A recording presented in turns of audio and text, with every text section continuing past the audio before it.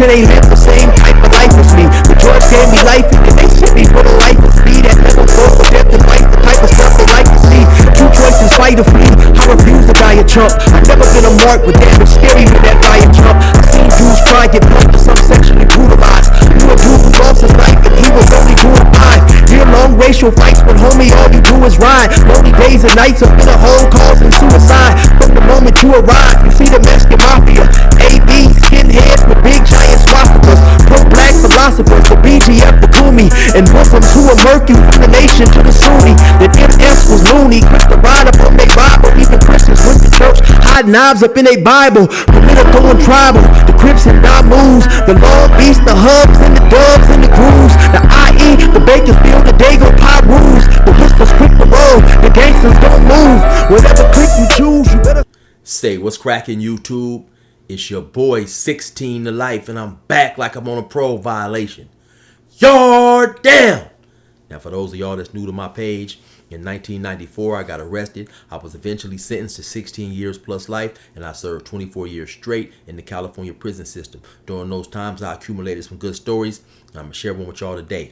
In the event you like this video, be sure to hit that like button, leave a comment, subscribe. Most importantly, hit that notification bell. That way, anytime I drop a story, you will be notified ASAP, and you can hop on it whenever you're ready. Also, if you're new to the page, yeah, that's me rapping on the intro. And like I told y'all, the flow is nothing like Curtis Blow. I got a song called Never Gave Me Therapy. It's on all major streaming sites. Tap in with your boy. If you want to hear some more of my music, go to my YouTube playlist, scroll down the gas station, and you will find my music there. Now let's hop into this video right here. Now this video right here is it's a cold thing, man. It's a cold setup. I'm gonna give you my opinion on the involvement of the dirty cops, dirty COs who played a part in this brutal setup. Now this particular video takes place in New Folsom in a unit known as the High Restrictive Security Unit, and it's basically like the SHU. Now, for those of you guys who have watched some of my videos in the past and you asked me what does a 180 design building look like, this is basically a 180 design building with a few modifications. In a normal building, you won't have those stairs, you won't have that rail or that banister, and you won't have those desks cemented to the floor like that.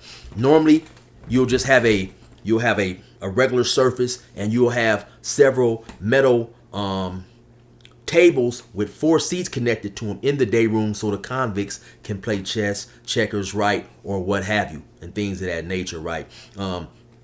If you look almost directly behind where the dude is sitting, the dude who was violently attacked, that's a shower right there. On the bottom, I believe you have about 12 cells, and on the top you have about 12 cells. If you look to my left under those stairs, that's another door that lets you in to another unit that's built exactly like this unit right here. A 180 has 3 units, A, B, and C section. And so you have to go through that door in order to get to the next unit. And it's built like this to eliminate a large crowd of convicts. So in the event something does take place, then it's easier to control. And then also, instead of leaving the building and walking to Chow Hall, the Chow Hall is connected directly to this building. So you would just come out of your little section that you was in, you'd walk through a little hallway, or like a rotunda as they call it, and you'd go right into the Chow Hall. So anyway, unfortunately, the name of the person who lost his life in this video was Louis Giovanni Aguilar, or sometimes just Louis Giovanni.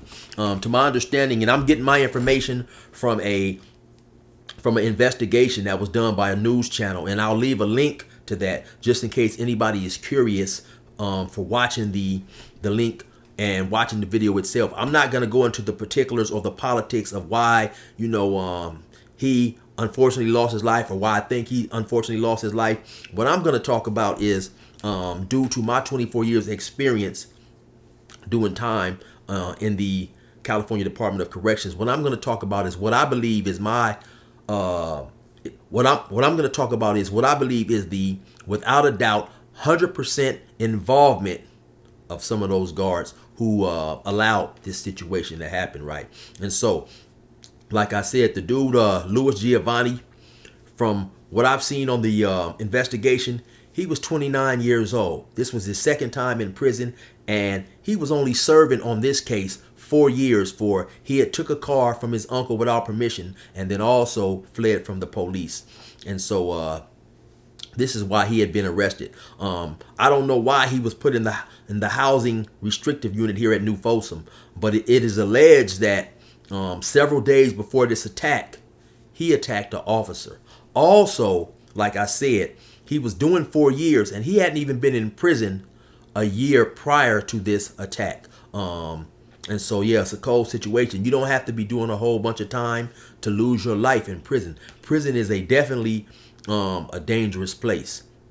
And so now, why I believe, without a question of a doubt, that the guards were involved in this is because of a few things. Now, for whatever reason, when I say they, I'm talking about the convicts who are housed in this unit right here. They come to this day room right here in order to get some recreational time or in order to do some class work, right? But now, so when they leave the cell, they have to get strip searched before they come out of the cell. They have to remove all their clothing, shirt, boxers, socks, lift up their genitals, lift up their feet and their genitals. Then they have to turn around, bend, squat, and cough, sometimes 3 coughs to make sure they're not securing a weapon in any body cavity. Then they turn around with their back facing the door. They place their hands through the back of a food slot where they are handcuffed, and then they step back. The food slot is served.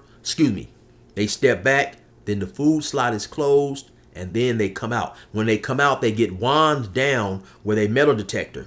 Then they're handcuffed. Their handcuffs is also connected to a chain around their waist known as a waist chain. Then they also have on ankle shackles, leg irons. They'll walk out to these desks, and then those leg shackles are then bolted to the floor and by this contraption that's already on the floor to keep them shackled to that desk there. Now, like I said, now if they're just coming out for recreation, and that happened to be me locked up in there, I'm not coming out for recreation, because what recreation is it just to sit outside of your cell for an hour or two, or however long they come, or however long they get to sit outside the cell. Especially a lot of these units, after a certain time, or when you get there at some point, you are allowed a TV in your cell. So in order just to come out and get some fresh air, I mean, some people may like that, but it wouldn't be something that I was interested in, because for one, it's extremely boring, and then 2, on top of that, and more importantly, situations like this. It has been too many instances happen in prison in some of these secured housing units where these doors are so-called accidentally popped, and then people that you are feuding with, which it is well known to the administration, are accidentally released out of their cell. And of course, like I say, in a situation like this where you're handcuffed and your handcuffs are cuffed to your waist, you can't move, and then you also have on leg shackles and you're pretty much bolted to the floor, it's a extremely high security risk. Now, they also have a recreation unit outside, and it's pretty much like dog kennels, dog cages, and they'll take you out there and you are put in a cage by yourself, to get fresh air for maybe a few hours, 2 or 3 times a week or something like that. That would definitely be more safe. Now, I don't know if they happen to come to this particular day room in order to take some classes, because they also have classes there. But like I said, just doing time, with me, safety and security was always my first thing that I thought about, right? Because as I mentioned before, it's extremely dangerous and deadly in prison. And the guards are there, the majority of them, to get the money. A lot of times guards do not also like some of the convicts doing time or whatever, right? And so, yeah, it was a cold situation. So now, let me go on to tell you why I believe that the guards were complicit in this attack. Now, it is alleged by this investigation that I'm leaving a link to that about 2 months prior to this attack, the same 2 convicts who would eventually stab and unalive Louis Giovanni stabbed someone else in this same unit, maybe about 2 months prior.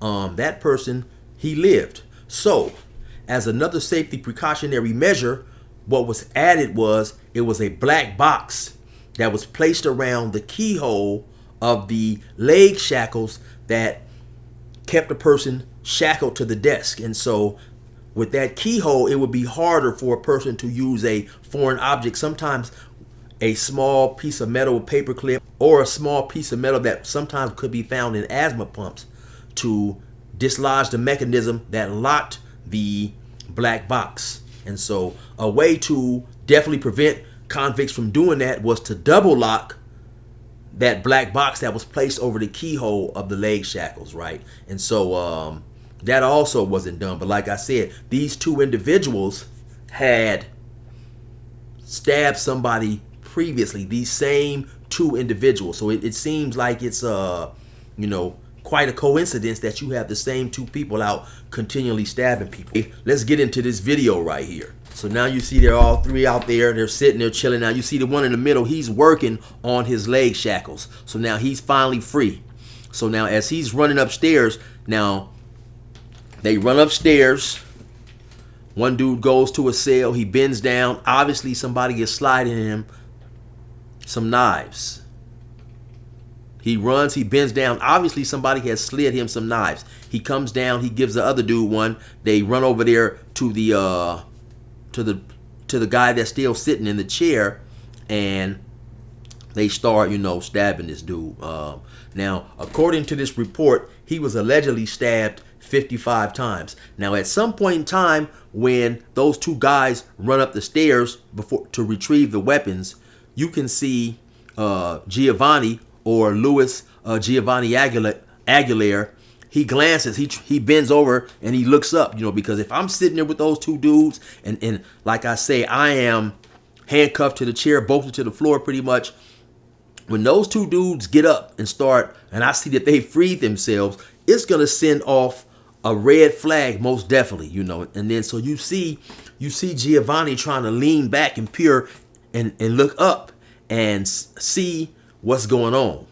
Now, I can only imagine when they came back downstairs and he realized they was armed and they started heading toward him, the fear he must have been going through, because you pretty much know that it's over. These dudes have coming down, these dudes have came down with weapons, and you have no way whatsoever to defend yourself. Now, the guard in the tower who is in charge of watching these dudes, he has two weapons. He has a Mini 14 rifle, which shoots 223s. He also has what's known as a block gun. It's like a 40 millimeter gun, and it shoots either blocks or it shoots rubber bullets.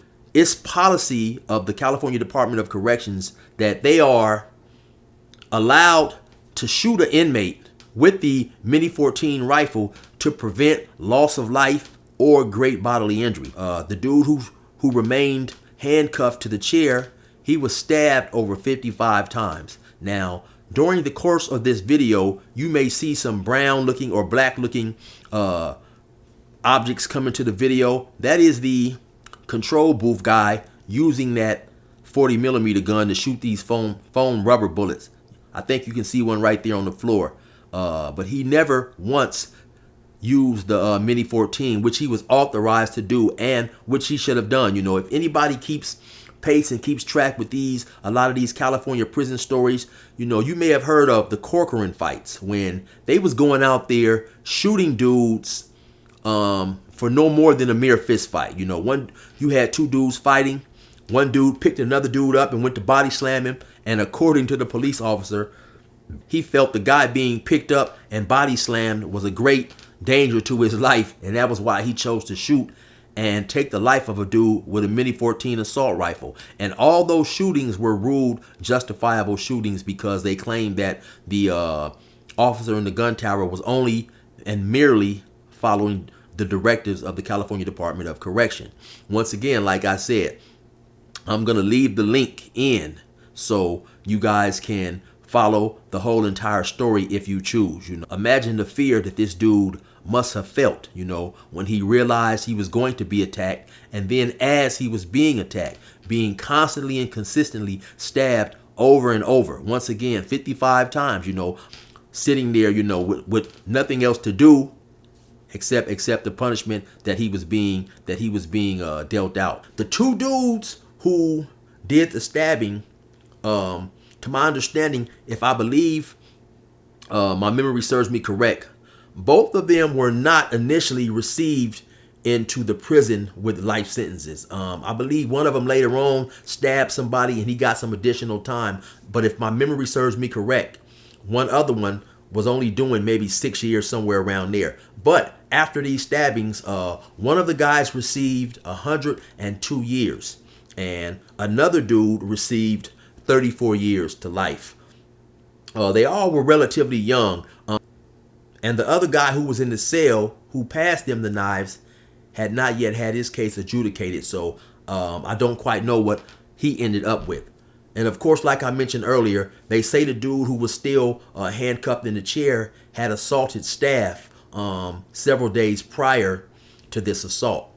And it was alleged that the two guys who eventually got the knives and attacked the guy who was still seated was paid by drugs, heroin, that was smuggled into the facility by another corrupt officer, right? But I don't believe any of that has actually been proven. It's like I said earlier, it's just a lot of allegations and a lot of rumors. But and simply due to the fact that the guy in the control booth chose not to fire, not even one time, his Mini 14 in order to prevent the guy who was still bolted to the floor from losing his life, is just a humongous red flag.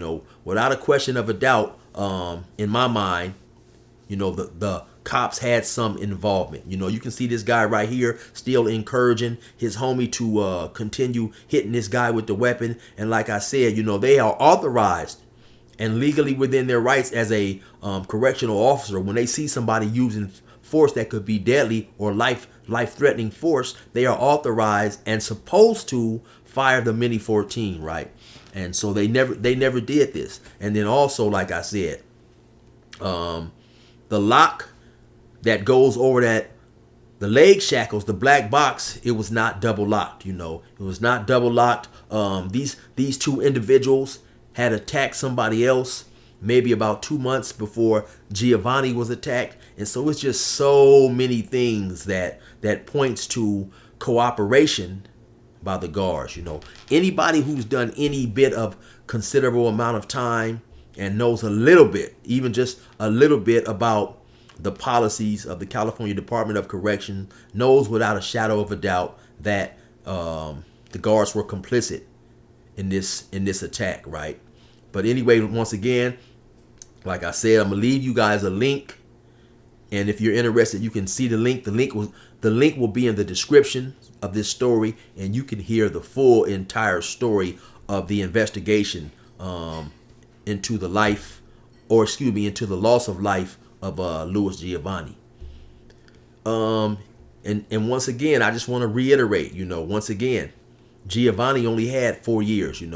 People don't understand the deadliness and the dangerousness of being incarcerated in the California Department of Corrections. Anything could happen. You do not have to be in there doing life. You do not have to be doing a long amount of time to lose your life or to, have something severely life-threatening happen to you. It's a dangerous, deadly place, and sometimes it's just circumstance. Seeing videos like this definitely make me feel fortunate to have done 24 years and to have survived and made it home. Because sometimes it's just if you happen to be at the wrong place, or the wrong time. So anyway, you already know who it is. It's your boy 16 to life. Resume normal program.